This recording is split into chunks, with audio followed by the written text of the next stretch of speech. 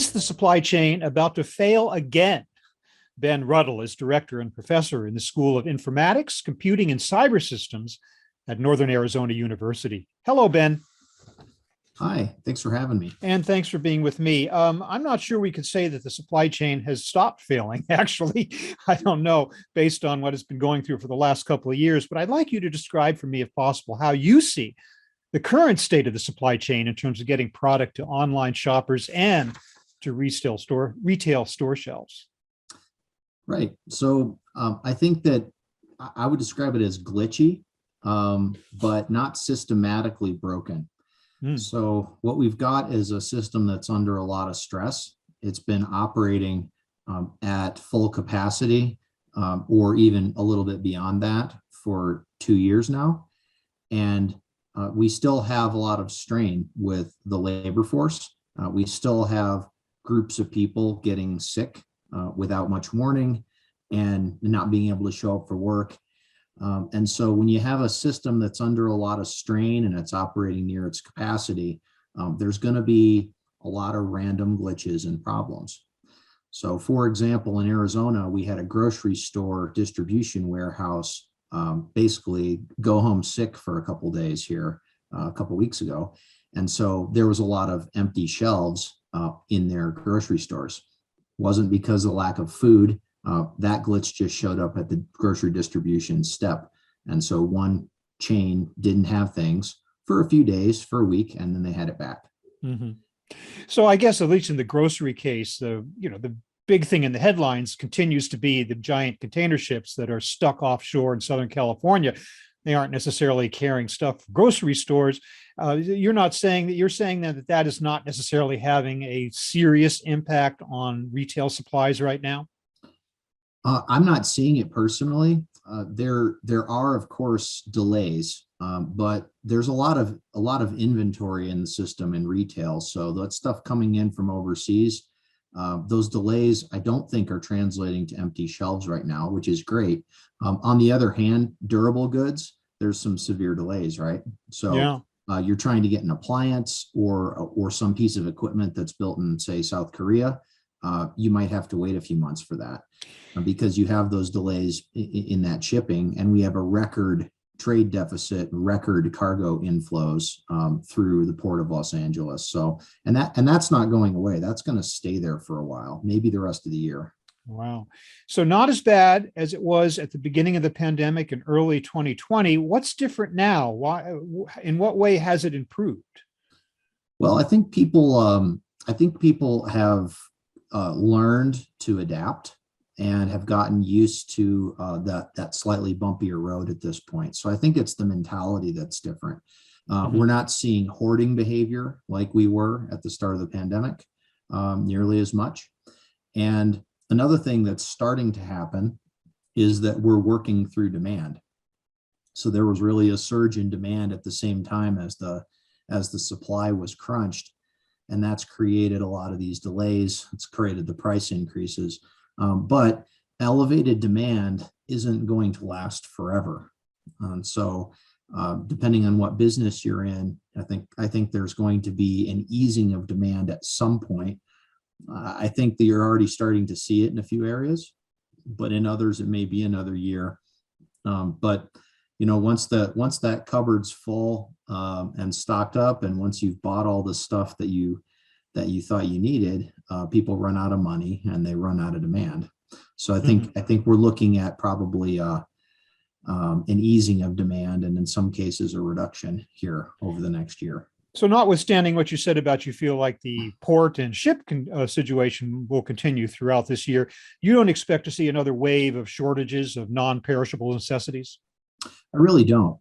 What I expect to see is probably through summer at least, if not into the fall, glitches. So continued glitches. You might have a problem this week, but not the next week, because the system's still under a lot of strain. There is, of course, the issue of fuel supply. So fuel supply, natural gas, oil, It looks like those things are anything that's in that fossil fuel supply chain is going to be under a lot of pressure. Demand is surging as people start to travel again. Mhm. And I would expect higher prices, but not shortages. We haven't seen any shortages in the United States in fuel. In fact, I wonder if higher prices might serve to curb demand somewhat. They could, at some point they will. And one of the in the fossil fuel sector, we've had the same problem going on, different reasons though, as in retail. So production and supply has actually decreased, and that's because a lot of these producers in the fossil fuel sector, they mothballed facilities, they stopped drilling, they went into maintenance cycles on a lot of the big plants, and took capacity offline because demand fell off a cliff 2 years ago, right? Yeah. And so now that it's coming back, we don't have as much supply as we did before. That supply is going to start slowly coming back online, but I would expect higher fuel prices here, perhaps much higher. To get back to shoppers' behavior for a moment, there's that chicken and egg situation, where you wonder whether panic buying is in response to a shortage or the shortage is caused by panic buying. So how you're saying there's really no need to hoard the basics as was done before. How can we get that message out to panic shoppers? Do you think that people are a little bit more reasonable about it now? Well, I think people are less panicked. We're not afraid of the pandemic the way that we were 2 years ago. There isn't the level of fear, and I think that helps. But also, I think that it's normally the latter, right? So actually, if you look at supply shocks in the United States and demand shocks, those imbalances between supply and demand, most of them have been caused by runs on commodities. That's normally what happens. It's not a disruption in supply. We thankfully don't have that very often in the United States. The oil embargo is notwithstanding, but it's been 40 years since that. So what I like to tell people is the thing you should do is you should stock up when there's plenty on the shelves, buy a little extra, keep that 3 to 7 days on hand of your necessities, your essentials that the government recommends you keep on hand.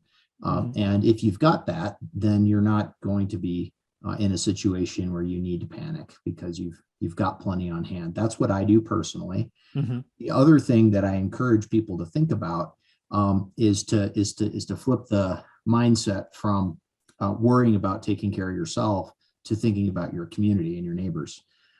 There's a lot of people out there who don't have enough day to day, even when there is plenty of supply. And there's a lot of people who can't afford to pay panic prices for necessities. And so think about donating to your local food bank. Think about keeping an eye out for your family and for your neighbors that might need something. And if you feel like hoarding, think, well, maybe there's somebody else who needs this more than me. Maybe I should just be a team player here and just buy what I need. So I think flipping that mentality and looking out for our friends and neighbors is really the key to fighting that particular problem. You sound like an optimist to me that there is that possibility of community spirit. Given the situation we've seen in the pandemic, I guess the answer is yes and no, right? Depending on the person. You do come from a background of technology in the School of Informatics, Computing, and Cyber Systems, Ben. I'm just curious as to whether you think technology holds at least a partial solution to preventing things like this from happening again in terms of supply problems and shortages and stuff like that. Absolutely. Let me give you a couple of examples. People like to, I've heard a lot of negative comments about Amazon in the media, but one thing Amazon has done with their online marketplace is connect a large number of buyers and sellers. And what that does is it creates options, right? And so technology through communication can expand and diversify markets. It can connect people all over the world. And that is one of the ways that you avoid the mistake where there is a willing buyer and a willing seller. They just don't know who each other are, right? So that communication is essential. Amazon's did a good job at it. but others are as well. So that's an answer. Another answer is to more efficiently help companies with technology track things. You know, the blockchain technology, radio frequency tags, the ability to accurately track inventory and get it where it needs to be on time. That does hold promise as well during an emergency. That's particularly useful during transient situations like this, where you have big changes in where things need to go, who's buying and who's selling. Keeping better track of where things are can help with that. Just as two examples, I think that on the flip side, though, there's a cautionary tale, right? So one of the things that technology and transportation and global markets have done for us is that they've made us more efficient. There's been a search for cost efficiency. There's been a search for just in time, for reducing lead times, reducing inventory. Those things all serve to bring costs down, but past a certain point, they remove your adaptive options and they remove your buffer in the system. And so smaller problems can create a shock. So I think that there's also, and this speaks to my personal field a little bit, there's a need right now for us to develop the science and engineering of resilience so that we can balance efficiency against resilience in a controlled way.